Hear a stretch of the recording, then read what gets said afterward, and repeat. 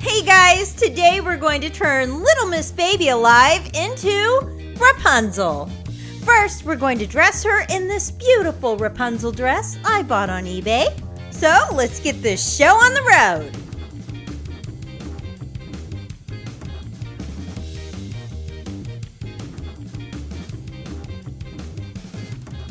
I really love this dress. It's perfect. Now we have to work some magic on her hair. She'll need a wig. I got this one at Walmart during the Halloween season.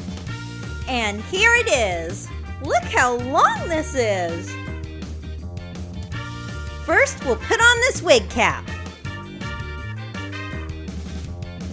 And then we'll put on this long blonde wig. She's a picture-perfect Rapunzel. She looks marvelous. Today, I'm going to show you how to make a complete vintage 1950s style outfit for your Barbie or any doll you want, really, because there's not a pattern. It's going to be fun. We're also going to make a slime purse. Let's go. Let's start with the slime purse. You'll need a piece of flexible plastic. You can buy this in the fabric section of any craft store, or you can buy a clear plastic tablecloth and use that. I cut out a piece in the size that I needed. I folded it in half and used hot glue to seal the edges. Don't worry if it looks really ugly because we're going to cover that with ribbon later. At this point, your purse should look like a little plastic envelope. And that's exactly what we want because now we're going to put some slime inside. I think technically this is putty and not slime, but either one will do, and I just only had clear putty, so that's what I used. I tore off a piece, and then I mixed in some iridescent sprinkles.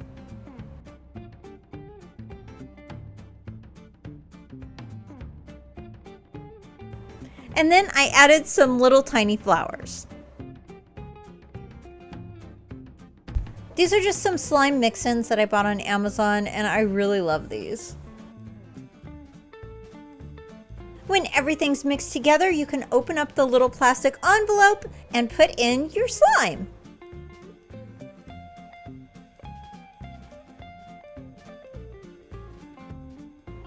Use hot glue to seal the edges, and make sure you get all of the edges because you don't want your slime leaking out later. This is kind of messy and sticky and painful, but it's worth it. It's a squishy slime purse. Look at it squish. Now, because I wanted this to be a functioning purse where Barbie could actually put things inside, I decided to glue on a piece of plastic onto the back so that it formed a little pocket.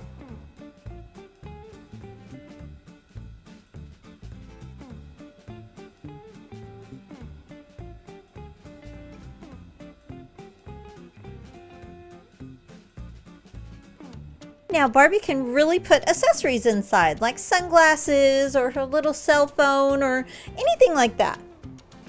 It works. Now we're going to add some ribbon. I decided to put a piece of flower ribbon at the bottom. And then I used a piece of iridescent ribbon for the sides and the top, forming a handle at the top.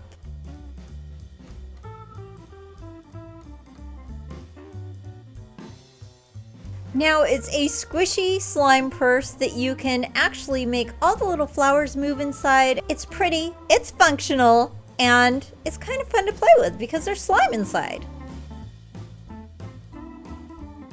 Now it's time to make the dress. I'm using some fabric by Michael Miller. It's called Parisville, and it's just the perfect size for making a 1950s dress for Barbie. So I just cut off one of the border prints and used that for the bottom.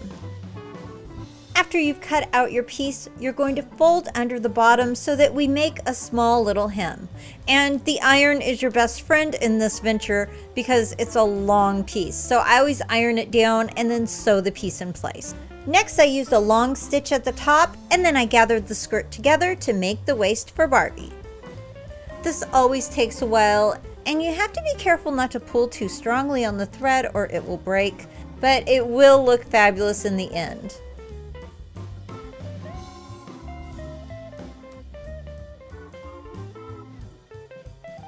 For the top of the dress, I used another piece of the same fabric, folded it around my Barbie, and kind of figured out how much fabric I would need. Once I cut out my fabric, I hemmed the top. Then I folded the fabric on Barbie how I wanted and pressed down firmly in order to make a crease so that I could figure out where to put the darts. Once I sewed the darts in place, I cut out the extra fabric.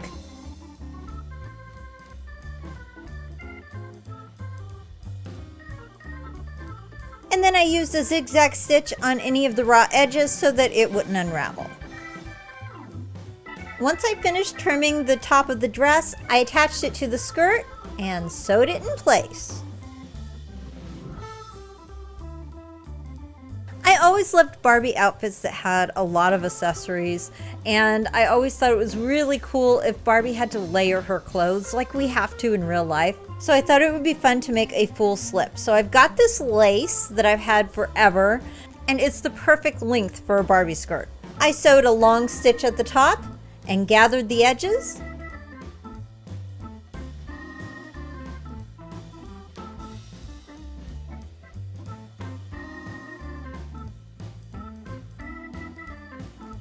When the skirt was gathered, I went over the top, made sure it was secure, and now it's time to put on the Velcro. I sewed up the back of the skirt and then added the Velcro pieces, and voila! We have a lace slip for our Barbie. Haha, you thought we were done with the dress, but we weren't.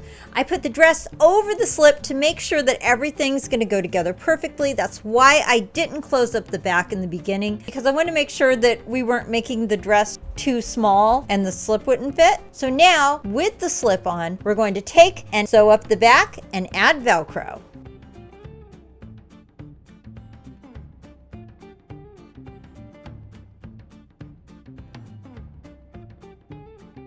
For Barbie's sweater, I wanted to try something different. Instead of making the sleeves and collars separate from the bodice, I decided to try and cut and sew the sweater simply by wrapping the felt around Barbie's shoulders and cutting it out. This is really not how it's supposed to be done, like at all, but I really wanted to see if it would work and see if I could do it. As you can see, there is a lot of cutting and sewing, and I kept trying to figure out how this would really work, and it was really cutting it close, especially in the sleeve.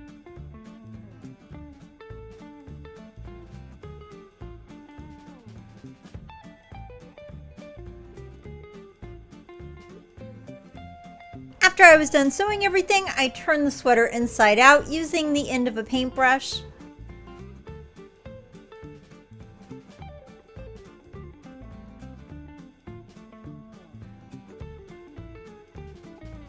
Once I finished making the sweater, I added some Velcro to the front for a closure. And then I sewed on 2 little pearl beads because I just thought it would look cute. Up at the top, I added a little ribbon flower just because I thought it was pretty and it matched. Next, I made a belt using this cute little rhinestone belt buckle and some binding ribbon. I didn't actually do much to the binding except to hem the edges and add Velcro in the back. And now here is our Barbie almost complete. She looks stunning. This is actually a Silkstone Barbie, by the way. So she's a collector Barbie and she's just gorgeous. I chose her for this outfit because she has the classic 1950s, 60s makeup and look, and I think she's just really pretty and she wears this dress really well. The last thing I made was a scarf for Barbie. Scarves were really big in the 50s and 60s and women wore them all the time, and I just thought this was really cute fabric and it would make a great scarf. Basically, all I did was cut it into a square, and then as you can see, you can position this on Barbie in many ways. She can wear it on her head, she can wear it draped around her shoulders. It's a really versatile piece to have in every wardrobe. Alright, so that's it. Let me know if there's an outfit or costume that you'd like to see on Barbie, and I will try to make it. Just let me know in the comments down below.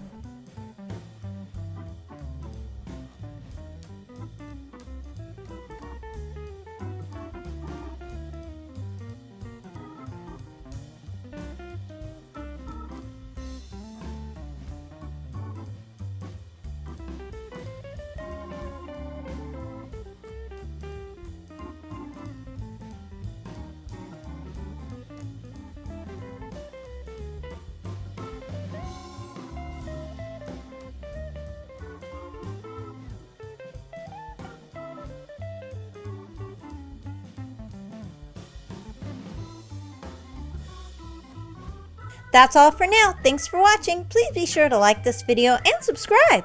See you next time. Have a great day.